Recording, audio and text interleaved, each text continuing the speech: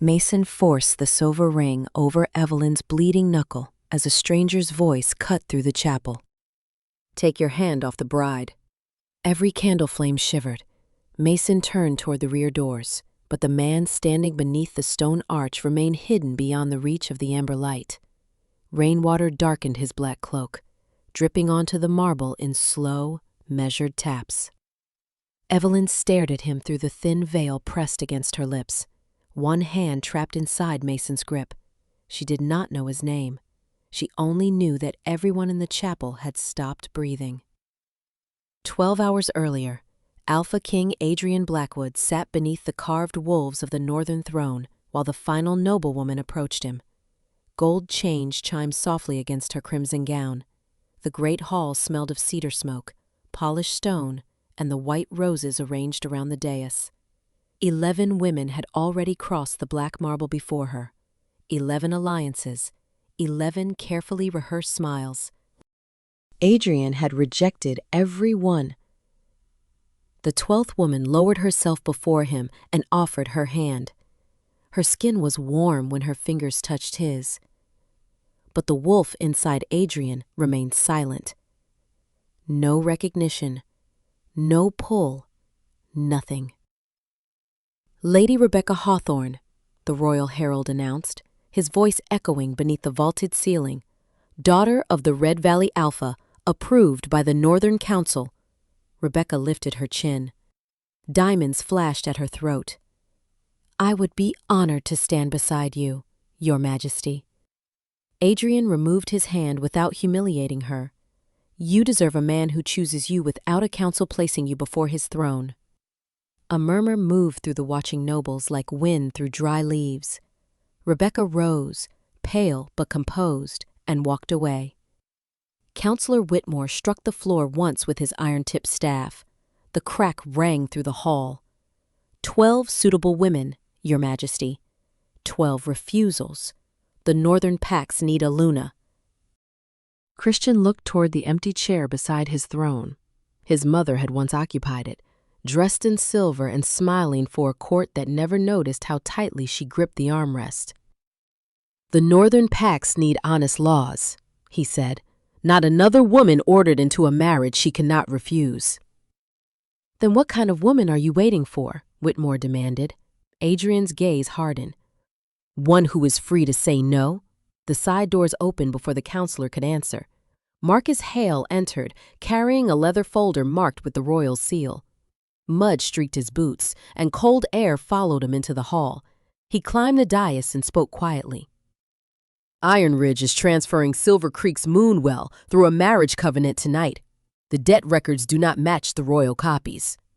Adrian opened the folder. The parchment smelled faintly of wax and damp leather. One name appeared repeatedly beneath the altered figures: Mason Reed. "Who is the bride?" Adrian asked. Marcus turned a page. "Evelyn Carter. An Omega." Adrian closed the folder.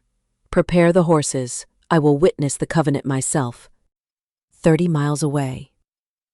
Evelyn stood barefoot on the cold boards of her bedroom as her stepmother threw a white dress across the bed. The stiff fabric scraped over the quilt. Beeswax candles filled the room with a sweet, choking scent. "Put it on," Vivian Carter said. Evelyn touched the sleeve but did not lift it. "Whose wedding is this?" The door opened behind her. Her father entered with his shoulders bent and his eyes fixed on the floor. "The family debt will be forgiven before midnight," Richard said. Evelyn looked from the dress to his face. "What did you promise them?" His silence answered first. Then he forced out the words. "You will marry Mason Reed. Tonight." The words settled between them like iron. Evelyn's fingers tightened around the white sleeve until the stiff fabric creased beneath her nails. Somewhere below, servants carried crates through the courtyard, their boots striking the stones in hurried rhythm. The bedroom fire had burned low, leaving the room cold enough for her breath to pale the mirror. "I have never agreed to marry him," she said. Richard flinched at the word agreed. He crossed to the window, where the last light of afternoon burned orange against the glass. Silver Creek owes Iron Ridge more than we can repay.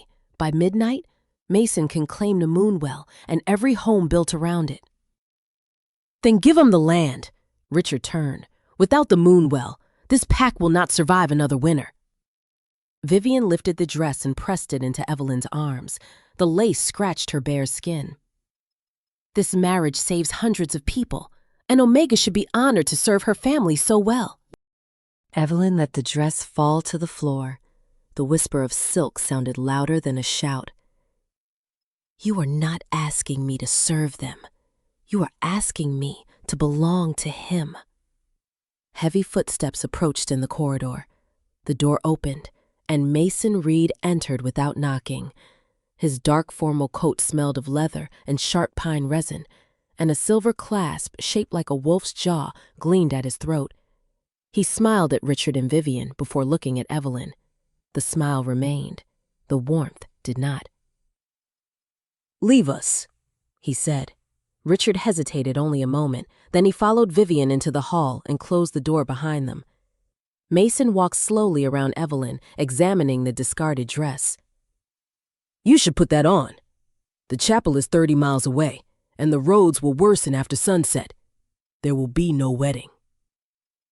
Evelyn moved toward the door. Mason stepped into her path. He did not touch her. He did not need to. His alpha presence pressed through the room, thick and bitter as smoke. Evelyn's wolf lowered inside her, but she kept her chin raised. The marriage covenant transfers the Moonwell to Iron Ridge, Mason said. Your father's debt disappears. His people keep their homes. Everyone wins. Except me. You gain protection, status, and a husband capable of using what you have wasted here. His gaze dropped to her hands. Your healing gift should serve a powerful pack. Evelyn curled her fingers into her palms. It is not yours to use. Mason's jaw tightened. A muffled scrape came from the hallway, followed by a boy's voice. Evelyn. She rushed to the door. Mason caught the handle first and pulled it open. 2 Iron Ridge guards stood outside with Noah between them. A silver restraint circled the 12-year-old's wrist, cold metal pressing against his skin. He tried to smile when he saw his sister, but his lower lip trembled. Evelyn moved toward him. One guard blocked her with an armored forearm. Release him, she said. Mason leaned against the doorframe. He is only insurance. He is a child. Then do not make him pay for your pride. Evelyn looked past Mason toward her father, who stood at the far end of the corridor beneath a smoking wall lamp. Richard heard every word. He did not move. Evelyn turned back to Mason. Write down your terms. Noah walks free. The families remain in their homes. No servant is punished for helping me. Mason gave a quiet laugh. You are in no position to negotiate. Evelyn seized the oil lamp from the wall. The hot metal stung her palm as she held the flame beneath the wedding covenant in his hand. The parchment curled at the edge. Mason's smile vanished. Without my spoken vow, your precious contract is worthless, she said. For the first time, he stepped back. Then he snatched the document away from the flame and nodded to the guards. The silver restraint tightened around Noah's wrist with a soft click. Put on the dress, Mason said. At sunset. You will speak the vows, or your brother leaves Silver Creek in chains. Evelyn waited until Mason's footsteps faded before she lifted the wedding dress from the floor and found Helen's brass key hidden beneath its folded hem. The bedroom fire snapped behind her, filling the air with smoke and scorched cedar, while the silver restraint around Noah's wrist clicked faintly in the corridor outside. Helen entered through the servant's door, carrying a basin of cold water and clean linen. A red mark darkened one side of her face, but she kept her voice low. The old account room is still unlocked from the east passage. Evelyn pressed 2 fingers gently against Helen's wrist. Warmth moved through her palm, slow and steady, easing the sharp pulse beneath the maid's skin. You should not risk this. Helen glanced toward the guarded hallway. Neither should you. Vivian's voice rose from downstairs, ordering the carriage prepared.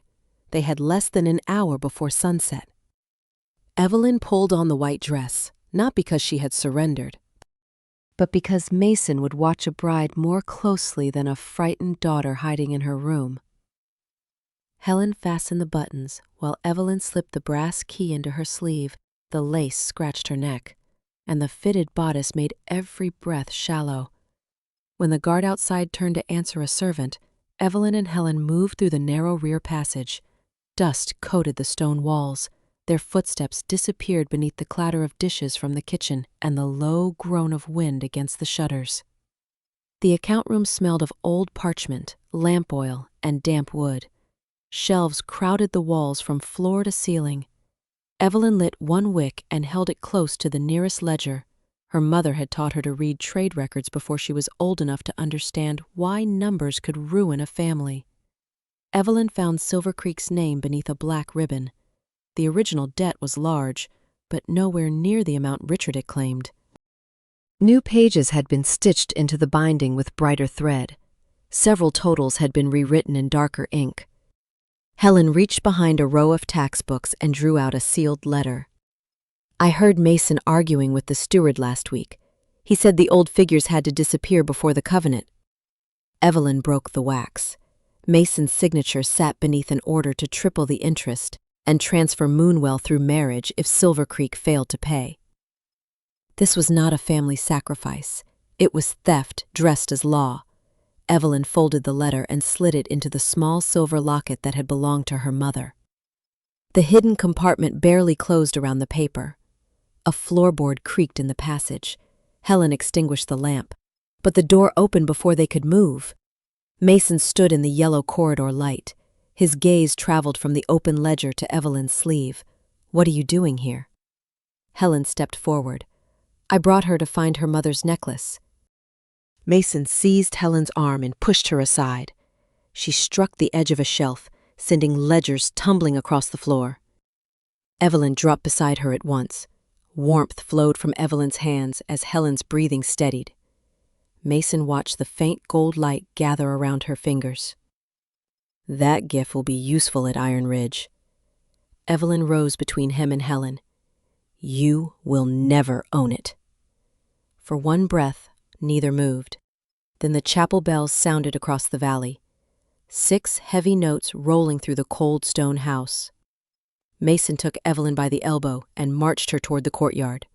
Outside, torch smoke twisted above the waiting carriage, and the horses stamped against the frozen ground. Evelyn searched for Noah. The 2 guards were leading him toward a separate black wagon. Mason opened the carriage door and smiled. "Your brother travels with us until the vows are complete." Evelyn climbed inside with the evidence hidden against her heart. As the door slammed shut, the black wagon turned onto a different road. The black wagon vanished between the pines, while Evelyn's carriage turned toward Moonstone Chapel. She struck the window with her palm. The wheels hammered over frozen ruts, and the glass rattled beneath her fingers. Mason sat across from her, one gloved hand resting on the wedding covenant. Lantern light slid across the silver wolf clasp at his throat. "He is being taken through the lower road," he said. "You will see him when I am satisfied with your vows." Evelyn reached for the door. Mason caught the leather strap before she could pull it. "Jump from a moving carriage, and your brother continues without you." The horses surged forward. Evelyn released the strap, but she did not sit back. She remained beside the door, listening until the distant wheels of Noah's wagon disappeared beneath the hiss of wind through the trees. Moonstone Chapel rose from the forest less than an hour later, its pale tower cutting into the darkening sky. Iron lanterns burned along the steps, throwing gold across wet stone. The air smelled of pine needles, candle wax, and approaching rain. Mason led Evelyn through a side entrance while his guards surrounded the carriage. She searched the courtyard for Noah. Only unfamiliar horses stood beneath the awning, their breath steaming against the cold. "Where is he?" she asked. Mason tightened his hand around her elbow. "Close enough to hear the bells. Inside." Servants moved between rows of benches, lighting white candles and arranging winter roses around the moonstone altar. Their clipped footsteps echoed beneath the vaulted ceiling. No one looked directly at Evelyn. Vivian guided her into a narrow preparation room and pulled a veil over her hair. "Stop making this difficult," she whispered while fastening the combs. The metal teeth scraped Evelyn's scalp. "Smiled. Speak the vows, and this ends." "For whom?" Evelyn asked. Vivian's hands stopped. Then she turned away without answering. When the door closed, Evelyn pressed both palms against the stone table. The room was cold enough to numb her fingertips. Through the wall came the low murmur of arriving guests and the slow toll of the first chapel bell. She opened her mother's silver locket and touched the folded evidence inside. Noah was somewhere beneath Mason's control. Her father had chosen silence. In less than an hour, words spoken before the moonstone could bind her life to a man who had never asked what she wanted. Her breath broke. She covered her mouth, but the first sob slipped through her fingers. Tears struck the stone tabletop, bright beneath the candle flame. The servant's door opened softly. Helen entered with a swollen cheek and one sleeve torn at the shoulder. "He ordered me to attend you," she said. Evelyn wiped her face and crossed the room at once. "Sit down. There is no time." Helen swayed, catching the edge of the table. Evelyn steadied her and placed both hands around the injured arm. Gentle heat gathered beneath her palms, warming the cold room with the faint scent of crushed lavender. Helen's breathing eased. Evelyn removed the locket from her neck and pressed it into the maid's hand. "When the royal witness arrives, give him this. Do not wait for my permission." Neither woman noticed the shadow beyond the half-open door. Adrian Blackwood had reached the chapel ahead of the royal guard, dressed only in his dark traveling cloak. He had come to examine a suspicious covenant. Instead, he stood motionless in the corridor, listening to an Omega swallow her tears while she used her gift to comfort someone else. The scent of rain clung to his shoulders. Beneath it came something warmer, lavender, salt, and the quiet ache of a bond awakening after years of silence. His wolf lifted its head. "Stay." Marcus appeared at the end of the passage, but Adrian raised one hand, silencing him. Inside the room, Mason's voice cut through the air. "It is time." Evelyn closed Helen's fingers around the locket and stepped into the chapel as Mason pulled her before the altar. Adrian moved to the last row, hidden beyond the candlelight. The officiant opened the covenant. Mason placed Evelyn's trembling hand upon the moonstone. "Begin the vows," he ordered. The ancient stone remained black. The officiant waited, but Evelyn's hand remained frozen against the moonstone. Its surface felt colder than river ice, smooth beneath her palm and utterly dark. Around her, hundreds of candle flames hissed in the draft while rain began tapping against the stained glass windows. Mason leaned closer, his breath carrying the sharp scent of mint and wine. "Speak." Evelyn looked toward the side aisle. Helen stood near the servants' entrance with both hands folded over the silver locket hidden beneath her apron. Beyond her, Richard and Vivian occupied the front bench, dressed in ceremonial blue. Neither met Evelyn's eyes. The officiant cleared his throat. "Evelyn Carter, do you freely offer your loyalty, your gift, and your future to Mason Reed and Iron Ridge Pack?" Mason's fingers closed around her wrists beneath the lace sleeve. Pressure settled over the bruises already hidden there. "Noah is beneath this chapel," he murmured. "One wrong word and the wagon leaves without stopping." Evelyn's gaze dropped to the narrow iron grate beside the altar steps. At first, she saw only darkness. Then a small hand appeared behind the bars. A silver restraint glinted around Noah's wrist. His face emerged for one breath, pale in the torchlight below, before a guard pulled him back. Evelyn's lips parted, but no sound came. Mason smiled toward the guests. "She is overwhelmed by the honor." A few nobles laughed softly. The sound traveled through the chapel like dry leaves scraping stone. Mason lifted the ceremonial ring, then let the bond begin. He forced it over Evelyn's knuckle.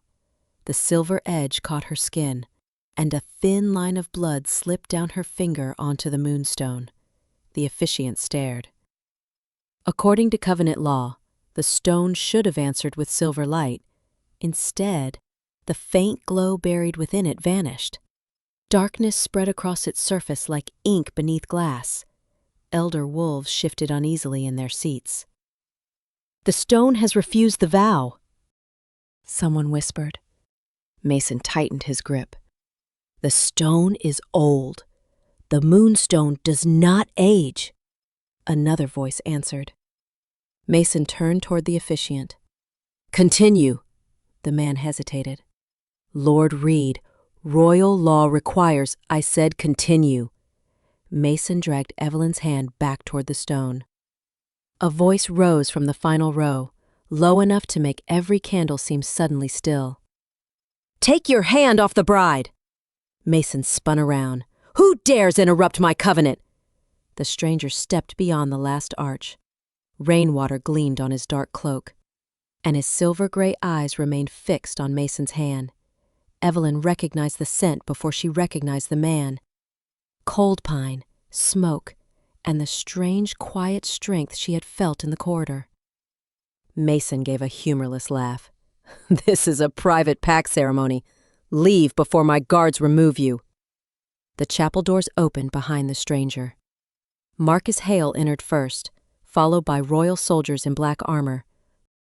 Their boots struck the floor in one unified thunderclap.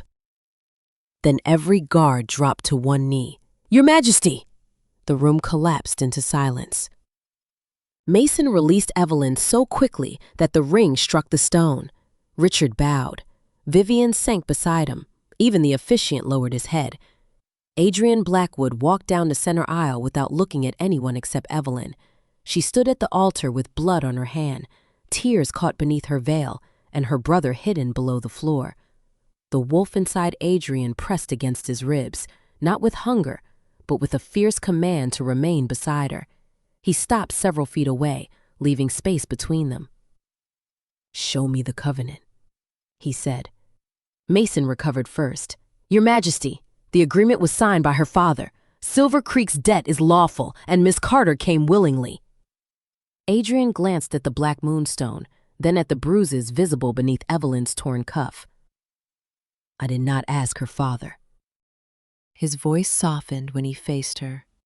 "Miss Carter, did you choose this marriage?" Evelyn looked toward the grate.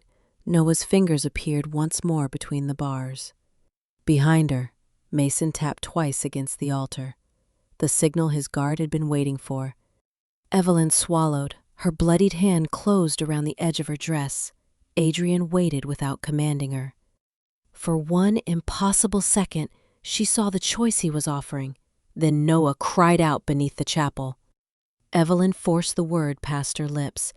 "Yes." The word "yes" barely left Evelyn's mouth before the moonstone darkened beneath her hand. A thin crack of thunder rolled beyond the stained glass, and candle smoke curled through the chapel with the bitter scent of extinguished wax. Mason reached for the ceremonial ring. Adrian caught his wrist before his fingers touched Evelyn again. The movement was quiet. The force behind it was not. Mason's shoulders locked beneath his formal coat. "She answered you, Your Majesty." Adrian released him only after Mason stepped back.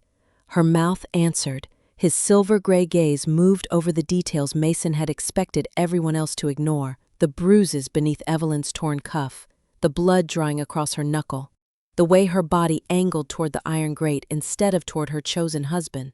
Below the altar, metal scraped against stone, Evelyn's eyes flicked downward. Only once. It was enough. Adrian turned to the officiant. "What does the moon covenant require when the stone rejects a vow?" The elderly man gripped the edge of his book. Its leather cover creaked beneath his fingers. "The ceremony must be suspended until a royal witness confirms that both parties are acting freely." Mason's face tightened. "The stone is damaged." Adrian placed his palm against its black surface. Cold climbed through his glove, sharp and clean. No Silverlight answered. "Then you will have no objection to an inspection," he raised his voice. "This ceremony is suspended." The word struck the chapel harder than the thunder. Royal guards moved into the aisles, their black armor reflecting rows of restless flames. Marcus crossed toward the iron grate while 2 Iron Ridge guards shifted to block him. Steel whispered from its sheath. Adrian did not look away from Mason. "Tell your men to move." Mason's smile returned by inches. "Iron Ridge does not surrender its authority inside a lawful covenant.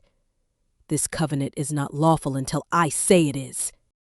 Adrian stepped between Evelyn and the altar. He did not touch her. He left several feet of open stone between them, enough room for her to breathe without another man deciding where she should stand. "Miss Carter is under royal protection until the inquiry is complete." Mason's alpha presence surged through the chapel, hot and acrid as burned pine. Several Omegas in the rear benches lowered their heads. Evelyn's knees trembled beneath her dress, but Adrian's voice remained level. "Withdraw your dominance, Reed." Mason held it for one more breath, then the pressure broke. Air rushed back into the room. Evelyn gripped the folds of her skirt until her fingers stopped shaking. Marcus pulled open the grate. Beneath it, a narrow stairway descended into torch-lit darkness. The smell of damp earth rose through the opening. He took one step down, then stopped. A door slammed somewhere below. Wheels rattled faintly beyond the chapel's rear wall. Noah was being moved. Evelyn lunged toward the stairs. Mason caught the trailing edge of her veil. The combs tore free, and white fabric slid from her hair into his hand. Adrian turned so quickly that Mason dropped it. "Do not touch her again." This time, the growl beneath the words did not belong entirely to the king. Silence spread across the chapel. Evelyn looked at Adrian, then at the open stairway. Her lips parted, but Mason tapped one finger against the covenant folder tucked beneath his arm. "If this marriage is not completed before midnight," he announced, "Silver Creek defaults. Its homes, its moonwell, and every bonded family transfer to Iron Ridge. Your investigation will not stop the law." The chapel clock clicked above them. 7 deep chimes began to sound. Adrian descended one step toward Evelyn and lowered himself until they were nearly eye level. "I will not force the truth from you," he said, "but give me one reason to stay." Evelyn stared at the grate where Noah had disappeared. Then she slowly raised her blood-stained hand and pointed below the altar. Adrian stood. "Marcus, seal every road within 10 miles. He faced Mason as the final chime faded. "No one leaves this forest." The chapel doors slammed under royal guard, and Mason's smile finally cracked. Outside, horses screamed against the tightening reins while soldiers spread into the forest, their lanterns cutting gold paths through the rain. Inside, the 7 o'clock chimes faded into the cold stone as Adrian held Mason's gaze. "No one leaves," the king repeated. Mason lifted the covenant folder against his chest. "You can lock every road in the north. At midnight, Silver Creek still becomes mine." Evelyn looked toward the servants' aisle. Helen stood beside a carved pillar, one hand hidden beneath her apron. The silver locket was still there. Mason noticed Evelyn's glance and moved first. "Take Miss Carter to the preparation room," he ordered his guards. "This ceremony will resume when the king finishes performing his little inspection." No guard moved. Adrian's soldiers had already stepped between them and Evelyn. The air smelled of wet wool, hot candle wax, and the bitter edge of alpha dominance. Mason's jaw tightened. "She agreed to marry me." "Because you threatened her brother," Evelyn said. Her voice was quiet, but it carried beneath the vaulted ceiling. Mason turned slowly. Richard rose from the front bench. "Evelyn, think about what you are saying." She looked at her father, then at the dark grate below the altar. I have thought about nothing else. She crossed the open floor toward Helen. Her torn veil lay behind her like a discarded chain. Mason stepped into her path. But Adrian moved with her, never touching, never blocking her choice. "Move," Adrian said. Mason did not. Evelyn stopped inches from him. "You wanted my vow?" she said. "Now you will hear my answer." She walked around him. Helen pulled the locket free, its silver surface warm from her hand. Before she could pass it over, Mason lunged and caught the chain. Metal snapped between them. The locket struck the marble and spun beneath the candlelight. Mason reached down. Evelyn reached it first. She closed both hands around it and stepped back as Adrian placed himself between them. A low growl vibrated beneath the king's breath, but Evelyn touched his sleeve. "Not here," she said. Her eyes moved toward the children seated with their families. "They are watching." Adrian went still.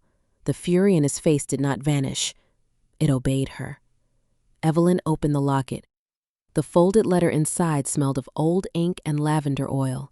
Her fingers trembled as she unfolded it, but when she faced the gathered packs, her shoulders were straight. "I never consented to this marriage. Mason Reed held my brother in silver restraints. He threatened the families of Silver Creek. He altered my father's debt and used a false royal seal to turn theft into a wedding." The room filled with whispers. Mason raised the covenant folder. "A frightened Omega's accusation proves nothing." "Then let the moonstone answer," Evelyn said.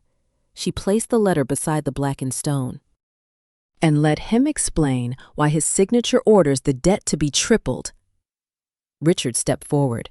"Evelyn, stop this before you destroy our family." She met his eyes. "You protected our name. You never protected me." The words left Richard standing beneath the altar with nothing to hide behind. A bell rang once from outside. Then the chapel doors opened. Marcus entered with Noah wrapped in a royal cloak, the broken silver restraint hanging from one hand. Evelyn ran to her brother and dropped to her knees, pressing her forehead against his. Noah clung to her neck while rainwater dripped from his hair onto her white dress. Behind them, Marcus laid 3 ledgers across the altar. The road patrol intercepted the wagon at the eastern bridge. He said, "They also found knees beneath the driver's seat." Mason's face emptied of color. Marcus opened the first ledger, then the second, then the third. Silver Creek was not the first pack targeted. Christian looked at Evelyn before he addressed the room. "She has spoken. Now the evidence will speak with her." Marcus turned the final page toward the gathered wolves. "Every altered contract carried the same name, Mason Reed." Mason's name stared up from every altered contract while rain struck the chapel windows like thrown gravel. No one spoke. The only sounds were Noah's uneven breathing against Evelyn's shoulder and the soft crackle of candles burning low around the black moonstone. Marcus placed the original Silver Creek ledger beside Mason's covenant. The numbers did not match.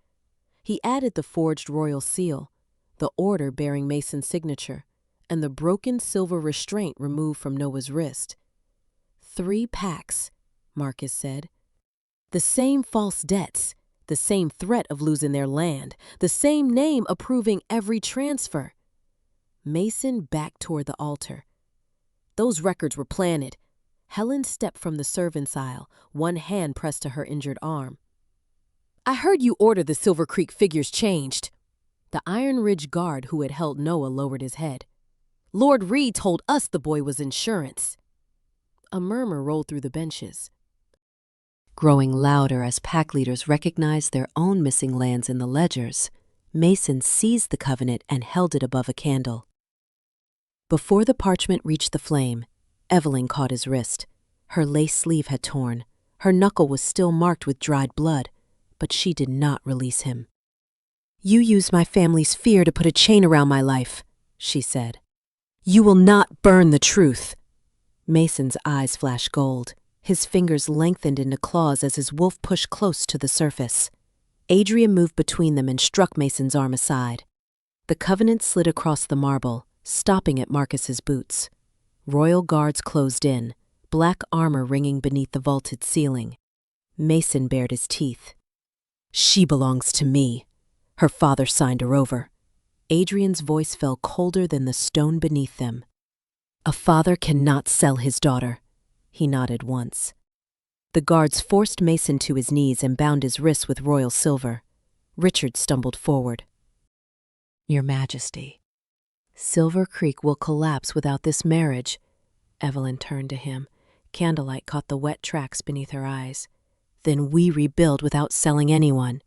Adrian ordered the forged debts voided, the stolen lands returned, and Mason stripped of his claim to Iron Ridge until a royal trial could be held. Richard was suspended as Alpha for knowingly allowing coercion. Vivian's council authority was removed. Helen received protection as a royal witness, and Noah's restraint was laid before the Moonstone as evidence. Then Adrian faced Evelyn.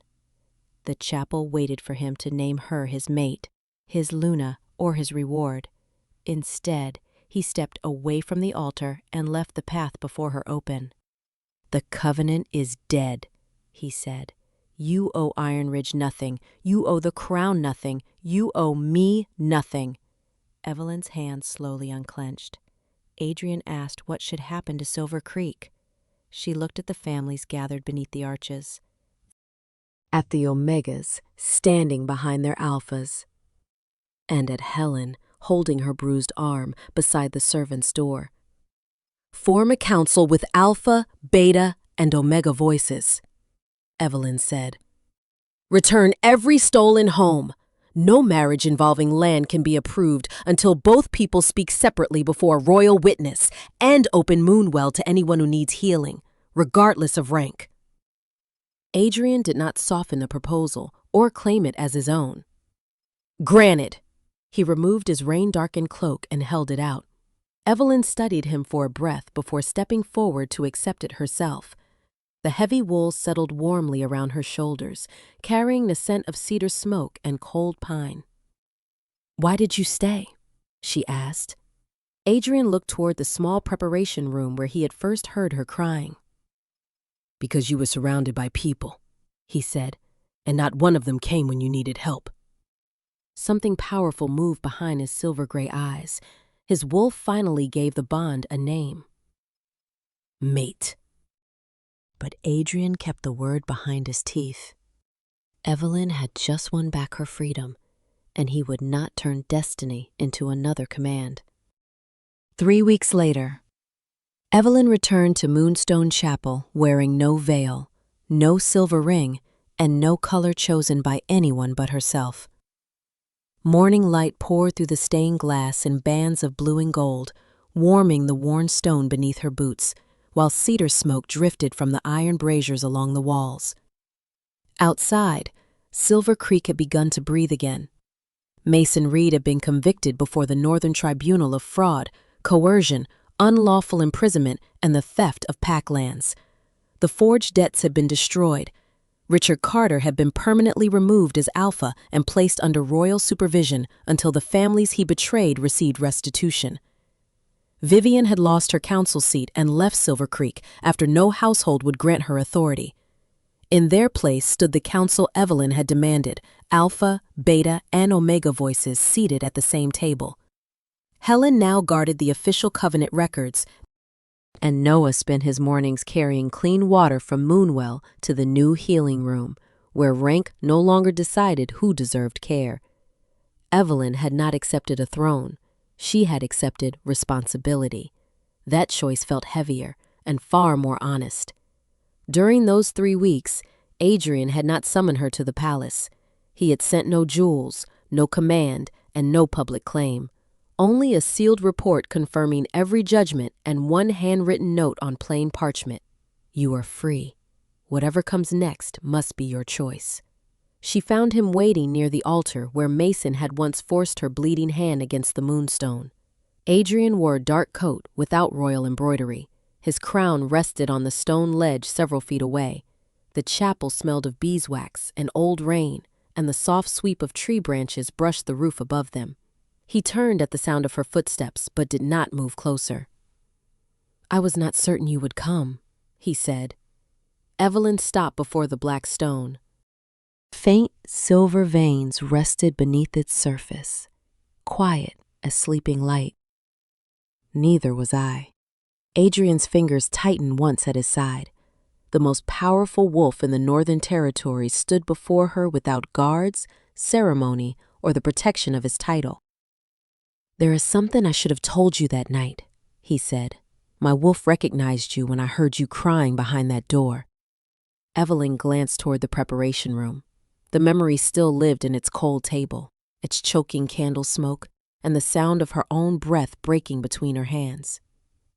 "Recognize me as what?" Adrian met her eyes. "My mate." The word hung between them, but he did not use it as a chain. "That bond is why I felt your fears so sharply. It is not why I stayed. I stayed because you were being denied a choice, and I knew what that could become." He looked toward the empty chair beside the altar. "My mother was forced to marry my father." The court praised the alliance, while she learned to hide every wound behind a smile. "I rejected every woman brought before my throne because I refused to continue that cruelty." His voice lowered. "Then I saw you crying over a marriage you had never chosen, and every promise I had ever made became real." Evelyn studied the space he kept between them. Mason had spoken of ownership, her father had spoken of duty, Adrian spoke of restraint. "Does the bond require me to become your Luna?" she asked. "No." His answer came without hesitation. "It requires nothing from you." Adrian lowered himself to one knee. The movement was so quiet that she heard the fabric of his coat brush the stone. He did not reach for her. "I am asking for one walk, one conversation, and one chance to know the woman who stood before an entire pack and reclaimed her own voice. Nothing more than you freely give." Evelyn crossed the final steps between them.